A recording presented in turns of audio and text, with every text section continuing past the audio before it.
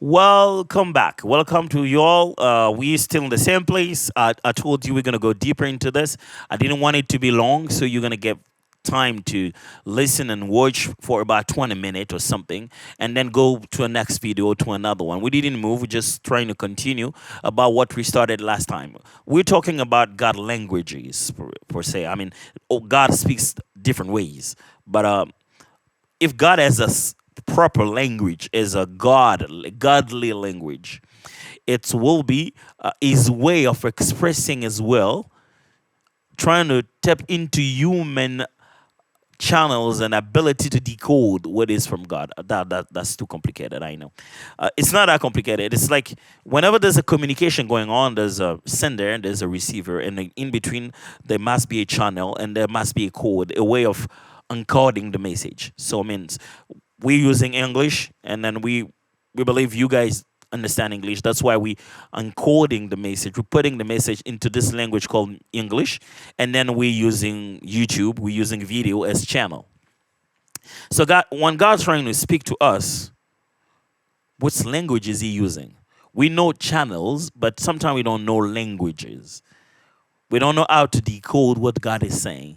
And part of the ways, part of the languages God uses, there is dreams. I mean, there are dreams and visions and everything. But I want to focus on dreams, and then we started giving some just laying some foundations about God language and so on, and then we carried on explaining about the type. I call them aspects, three aspects of dream. And then I said in the last session that we have what we call contemplation dream, and what we call appearance dream, and what we call transportation dream. Okay, let's go deep into this. We did read already. I don't know if you remember that, but we read Genesis chapter 20, and then we read Genesis chapter 37, just using this. There are many other references in the Bible. I'll be quoting them as we go on. But I just want us to look at these two scriptures again. Genesis chapter 20, verse 3. The Bible says, "But God appeared to Abimelech in a dream at night and said to him, you are good as, you are as good as dead because of the woman you have taken, for she is someone else's wife." And then we read Genesis chapter 37, verse 5. The Bible says Joseph had a dream, and when he told his brothers about it, they hated him even more. These are just two examples. I just wanted to look at the words because they're very clear over here. What I'm calling here a contemplation dream, it's a dream where you are the observer. So it means you, as the person who's dreaming, you are just observing what's going on. So you're busy contemplating what's going on. It means God sends to you a dream to watch. The last session we used the illustration of Tom and Jerry to break down everything I was saying. It's like there's this cartoon made by the filmmaker, whatever the cartoon maker, I don't know what you call them, but this guy or these guys, I don't know how many people are behind these old cartoons. They made up these old cartoons. It's like a movie. It's like it's something. They wrote the scripts, and then they designed everything, and then they animated them. This is the whole setup. As filmmaker, they put it together, and they put it on TV. And then you switch on your TV, and you follow the program. You see, you contemplate something that is played. I don't know if you get what I'm trying to explain here. You are not playing into it. When you go in this, for a movie, cinema. What happened? You go and sit so you can contemplate. You go to watch. So contemplation type of dreams. There are dreams where you watch what is going on. God sends to you a setup, a night's parable. He wants you to see to have a look on what is going on, to look at the details. God is sending you. And then when God sends you what I'm calling a movie here, what I'm calling a parable, night's parable here, it can comes in two ways. It comes actually in two ways. Either it's literal or it's symbolic. Let's start with symbolic. It means you'll be looking at symbols, things that just doesn't make sense at all. It means, for example, we've been talking about Joseph. He saw sheaves. He saw stars. Let's talk about Nebuchadnezzar. What did he saw? A statue. He saw animals. Let's talk about Pharaoh. He saw animal. He saw leaves. These are symbols. Remember, the Bible said about Pharaoh, when Pharaoh woke up, it said, this must mean something. And I feel like in my heart, any explanation they're giving to me, this is not right. My spirit doesn't identify to what you're telling me. I want someone to interpret this dream really, the real way. Because I dreamed of, of cows, and I dreamed of leaves, but there's more meaning behind this. And most of the time when you have a symbolic contemplation type of dream, you'll see a setup, but the thing that will happen will be unusual. Let's say you'll see sometime maybe an insect eating a big animal. You see, which is normally it doesn't happen. Sometimes God will extrapolate, will do something that is not doable in the normal life, so you won't take it literally. So you get the whole meaning of a symbol. So, this is symbolism. I'm saying this, but it's not behaving the way it's supposed to behave in a normal state. That's why sometimes people, they fly and they like to be Superman. And then I know there are all kinds of stories there. If you fly in the midnight in your dream, you'll probably reach. I don't know about that. You probably also watch a lot of Superman movie. But what I'm saying here is when God gives you a dream to contemplate, to look at, to watch as you're watching a movie, you are now participating into it. You are seeing what's going on.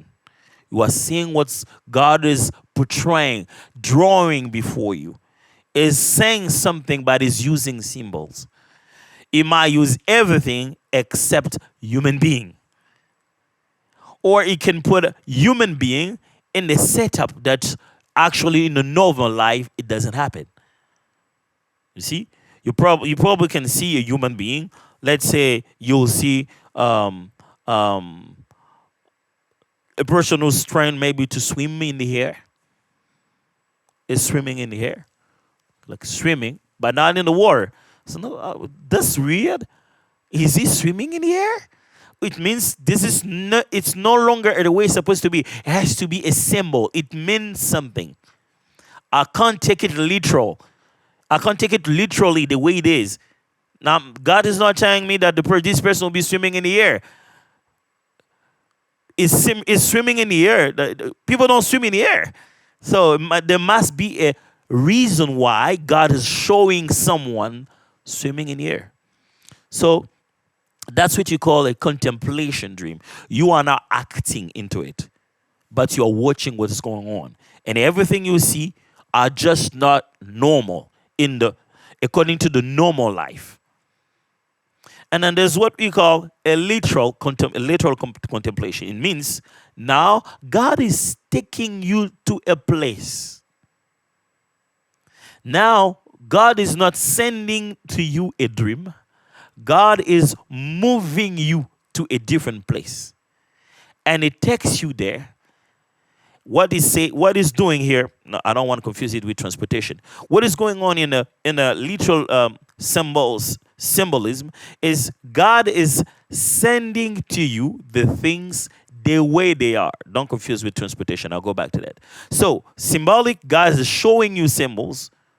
The symbols are into the message are bound, are sealed into the symbols.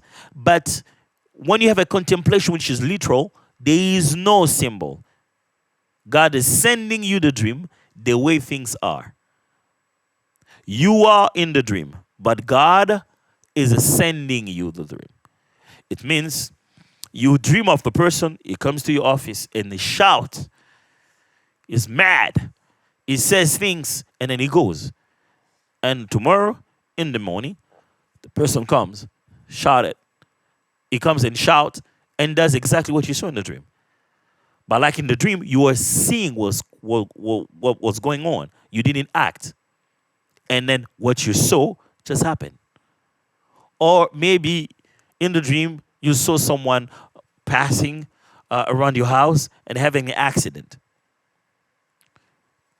In the morning, there's an accident of the person. Maybe it might necessarily not be the same type of car or whatever, but the same event happened.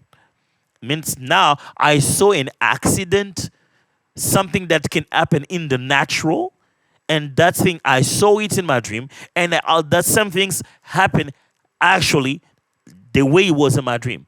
But when the dream is symbolic, the symbolism in the dream is non-natural. I don't know if you're trying to understand what I'm saying here. It's, let's say you have a dream of me standing with you, and then there's a sword coming out of my mouth. That's not. You know it's not a sword. You know the sword must be a symbol. And then probably we're gonna have a teaching where the pastor was gonna bring the word of God. Now you need to interpret it. That's when you have a contemplation. You see God sends you a dream, but it's symbolic. Let's say God sends you a dream, but it's literal. It means you have a dream.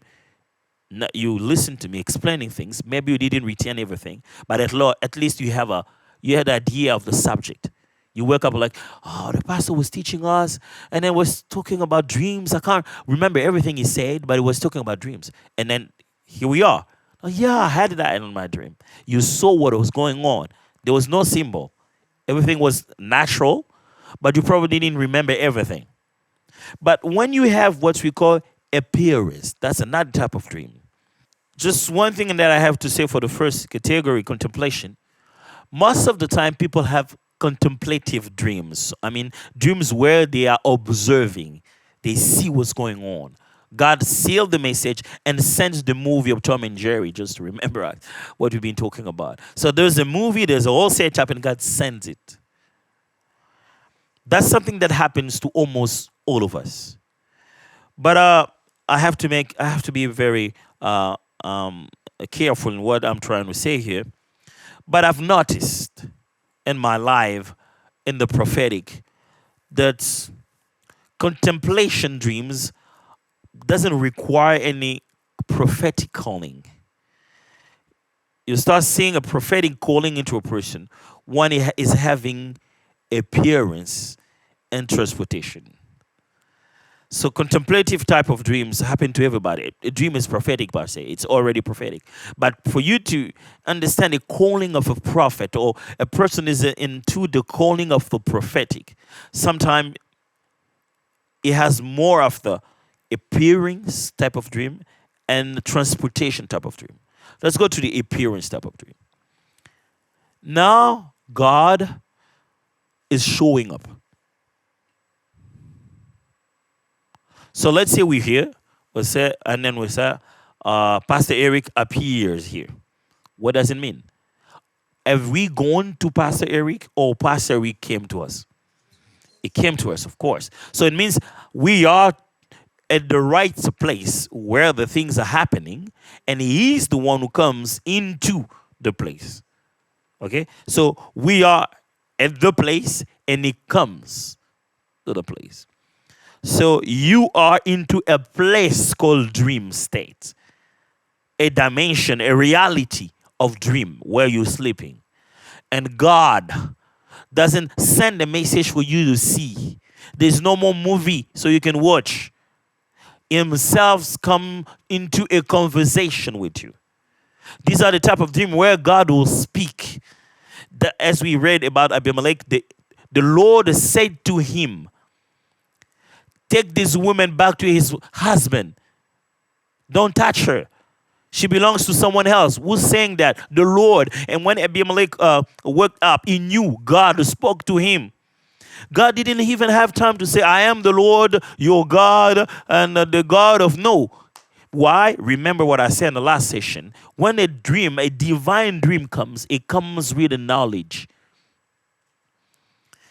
God doesn't even have to present himself and tell you who he is. You will know that this is God. You see, now God appears in your dream. Now this is in the appearance.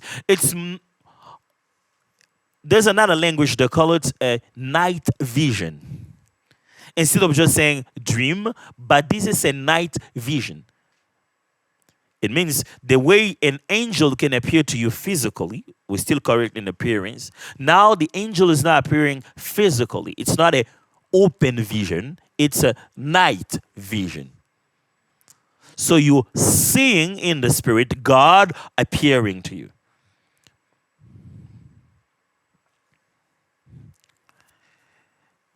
Are we still here?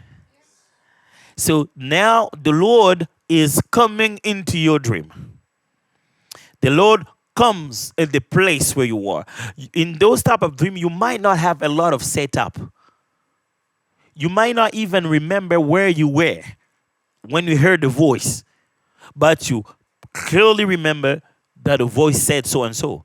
God can put a very simple setup. You're like, I had a dream today. I was in the place and I heard the Lord. You didn't even pay attention on the details of place you were, but the most important thing was the voice that spoke to you. The most important thing is the encounter, the person who talked to you during that encounter.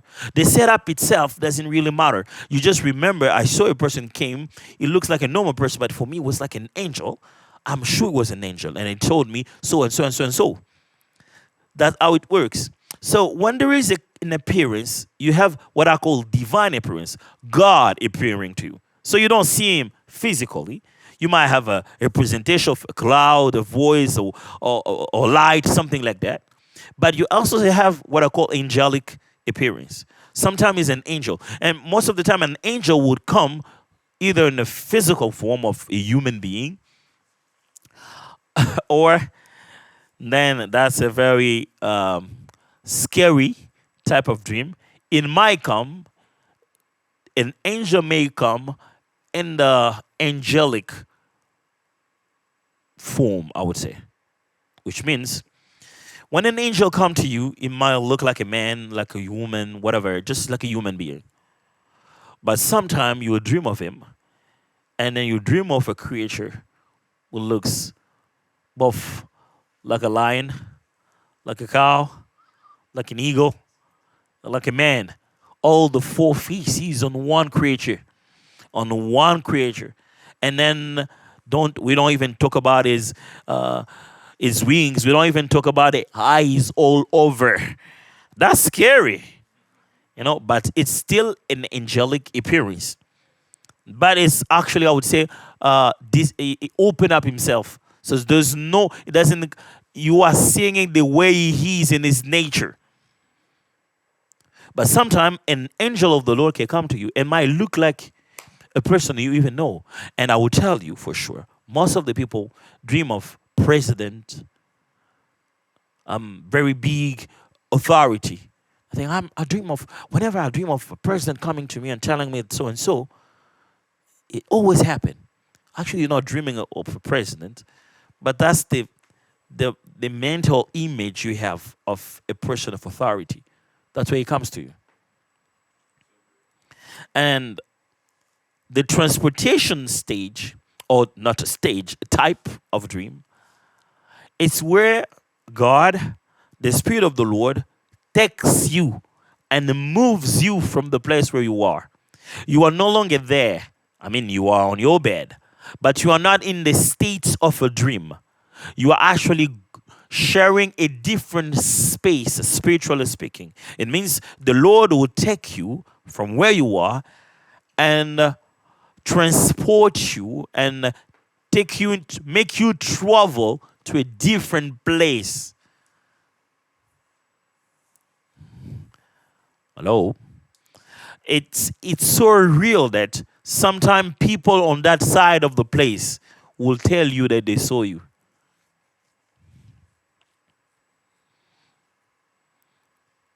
God will make you travel from a place and you go to another place where the spirit of the Lord has taken you, and then you see people trying to beat someone else, trying to kill him, and they look behind, they see you, and they're trying to chase you, and then you just disappear. Whatever the angel of the Lord helps you, and during the day, you look at the person, you can see in his face that I saw you guys. Why? You were really there. That what we call a transportation. The transportation may happen physically as you pray. The Lord will transport you. I have to insist on that. The Lord is taking you. I have to insist on that again. The Lord is taking you. The Spirit of the Lord is taking you. And exactly, sometimes you can do that also in a dream. If He does it in a normal state where you're praying, how easy it is, where your body is not responding that much. It's easier. You have no distraction. Just take your spirit and then move you to a place. Remember what Ezekiel said: the Spirit of the Lord took me in the spirit and took and put me into a dry bone valley, right? So that's something that happened also in the dream. God will take you and move you to another place and make you see everything that happens there and take you back in your body. God, okay? I'm not saying you doing that. I'm saying God is doing that. So what I don't want you to do is think of these things, these three aspect of dream, as dimension or levels of or stages. No, they're just different types. So if you have a transportation going on, it doesn't mean you're more spiritual. If you have been through an appearance, it doesn't mean you are into deep. No. If you're having contemplation, doesn't mean you're in baby steps. It's just different types of dreams that happens. But there's one thing that is certain. It's the type of dream you have determine the level of responsibility you have with what you see. We're going to go to that on the next session. So the type of dream you're having determines the type of responsibility you're going to have over the revelation. So God uses those type depending on the urgency, depending on the calling He gives you, depending on the anointing, the authority, the spiritual authority you have over the situation. So don't just go there and brag and say, oh, I've seen the angel of the Lord appearing to me. Oh, when the angel appears to you and in the dream and say, take the son, take him out of the country, take him to Egypt. You have the responsibility of saving God. Yeah, I know that's a bit radical, but let's see it that way. So you have a certain level of responsibility depending on the way you even receive the dream. The way God gives you the dream. Is it a contemplation? Is it an appearance? Is it a transportation? It comes with a certain type of responsibility. It comes itself with a certain sense of urgency, a certain sense. There's a responsibility behind the way that the Lord has used to reveal Himself to you through a dream. Because it doesn't use all these types interchangeably. It knows when it uses this. It knows why it has to use this. And then whenever it uses that, there must be a reason. And not only the dream has to be understood, but the reason has to be caught too. You have to know, okay, God wants me to do this, that He sent me the dream this way because He wanted it to be done now. Not only you understood the dream, but you also knew that, this is the timing. This is what I have to do with the dream. Do I have to go speak the dream? Do I have to act on the dream? Do I have to write the dream down somewhere? Do I have to share the dream? You know the responsibility as the dream comes. Okay. That was all for today. I wish we could meet in person, but I bet this will help a lot. Just go replay the video and take your time, and please send us some questions. You can write the questions down. If there's anything that disturbs you, I would like you to ask a question. Maybe you need more material, maybe you need more Bible verses. we're gonna give that to you. But what I'm doing is really into a context of what we started already in the physics, and because I know I'm not gonna be around for a while, that's why we're doing all these videos. So please contact the church. Uh, Click the link. Everything you have here, you can just go and contact the church, and we'll be willing to help you and answer more questions if you have. God bless you, and see you next time.